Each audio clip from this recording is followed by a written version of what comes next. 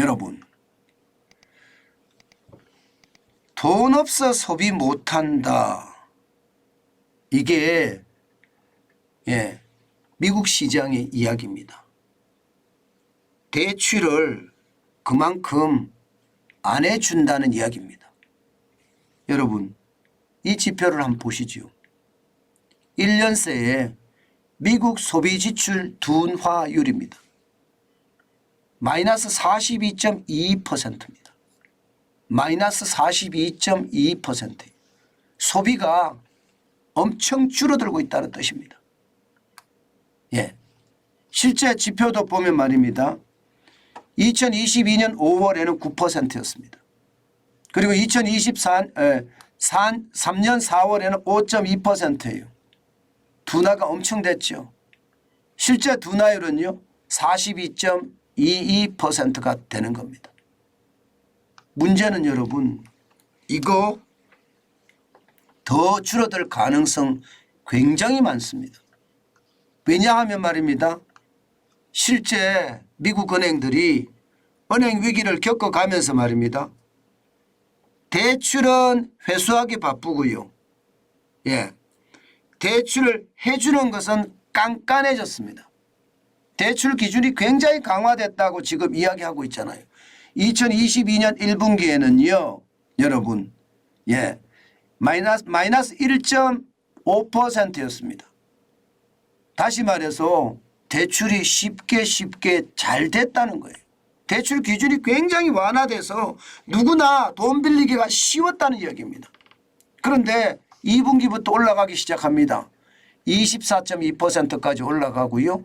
3분기엔 39.1%, 4분기엔 44.8%, 급기야 2023년 1분기에는 46%까지 올라갔습니다.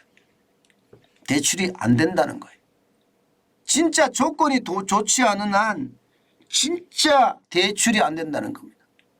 여러분, 대출이 안 되면 지금 그만큼 소비는 어떻게 될까요? 줄어들 수밖에 없습니다. 경제까지 이야기하면 말할 것도 없고요. 실제로 말입니다.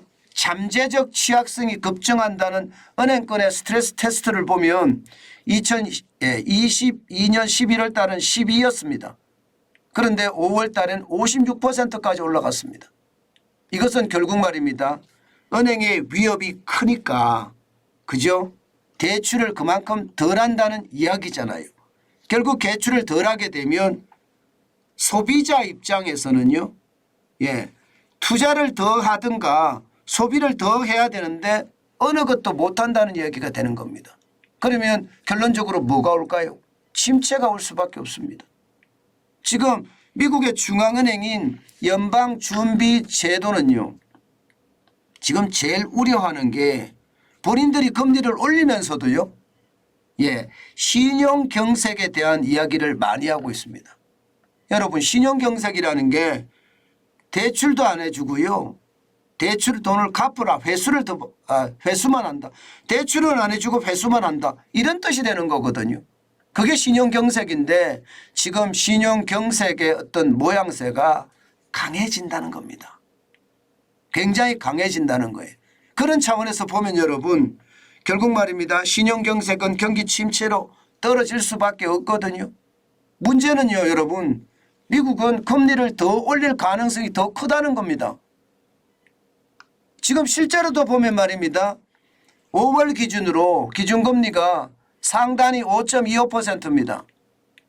그런데 6월에도 기준금리를 올린다. 6월 14일인데요. 올린다는 이야기가 시장에는 파다해졌습니다. 기본적으로 말입니다. 비농업 인구의 고용수가 또 많이 늘어났잖아. 25만 명이 넘어섰죠. 좋다는 이야기입니다. 게다가 물가는 올라가고 있습니다. 소비자 물가도 올라가지만 뭐 2%에 아직 멀었어요. 근데 제가 올라간다고 이야기하는 것은 그는 소비자 물가거든요.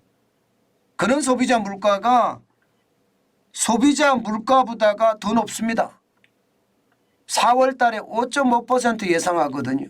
그는 소비자 물가는 5%를 예상하는데 아니 그냥 소비자 물가는 5%를 예상하는데 그러면 여러분 이게 올릴 수밖에 없는 게 점점 현실이 될 가능성이 커지는 거예요. 그러면 여러분 침체의 깊이는 더 커질 거예요. 제가 미국 시장은 제조업은 이미 침체했다고 말씀을 드렸고요. 서비스업이 어떻게 침체하느냐에 따라서 경제가 달라질 거라는 이야기를 여러 번 드렸는데요.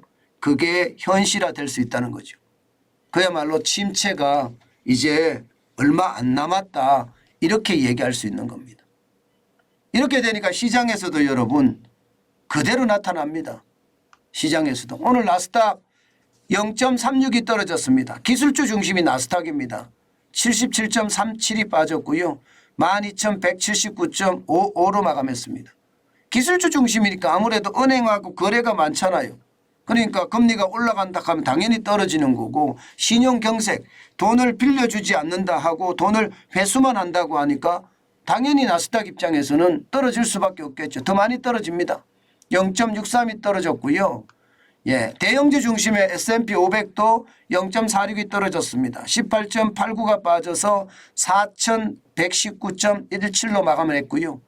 마찬가지 블루칩 중심의 어떤 다우산업지수도 0.17이 빠졌습니다. 어제도 0.17 빠졌죠. 오늘도 0.17 빠졌습니다. 56.88이 빠졌고요. 33,561.81까지 빠졌습니다. 물론 시장에서는요.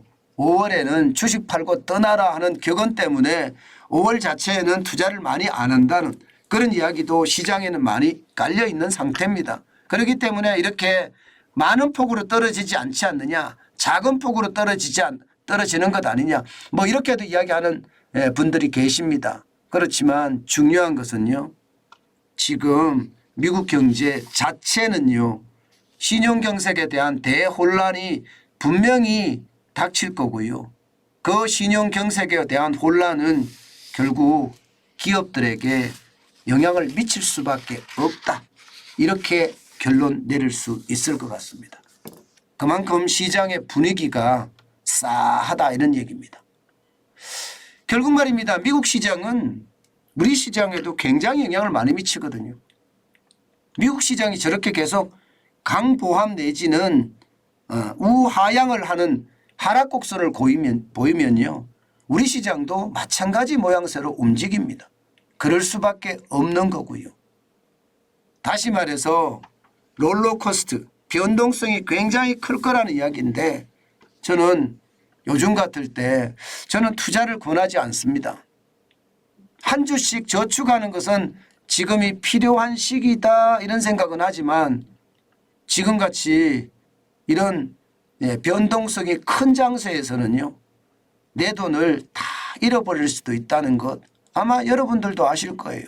때문에 조심 또 조심. 저는 돌다리를 건너지 않는 것이 지금은 현명한 거다. 그렇게 여러분들에게 말씀을 드리고 싶습니다. 경기가 조금 살아나서 뭔가 바닥을 쳤다 이렇게 이야기는 하지만 여전히 어렵기는 매 한 가지입니다. L자형 장기 침체라고 제가 말씀을 드렸습니다. 그렇기 때문에 들쭉날쭉 할 거예요. 예, 그 상황을 우리는 예의주시하면서요. 시장이 어떻게 움직이는지 잘 알아야겠습니다. 정환전 TV를 보시면요. 제가 매일 분석을 해드리니까 그때그때 참고를 하셨으면 좋겠습니다.